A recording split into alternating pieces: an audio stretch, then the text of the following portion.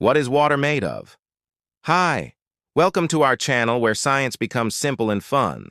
Water is something we use every day, but have you ever wondered what it's made of? Well, it's actually made of molecules, and each molecule of water is made of two elements, hydrogen and oxygen. That's why you often see the formula H₂O. Two atoms of hydrogen plus one atom of oxygen equals one molecule of water. But water is more than just H₂O. It has some super cool properties that make life on Earth possible. Like all living things, water is a solvent, meaning it can dissolve many things.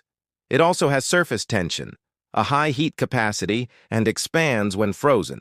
That's why ice floats. These properties are due to the unique shape and polarity of water molecules. Water is a polar molecule, which means it has a positive and negative end. This makes water a great solvent and gives it its unique properties. So next time you take a sip of water, remember that you're drinking tiny molecules that make life on Earth possible. Thanks for watching. If you enjoyed this video, please give it a thumbs up and subscribe for more fun science content.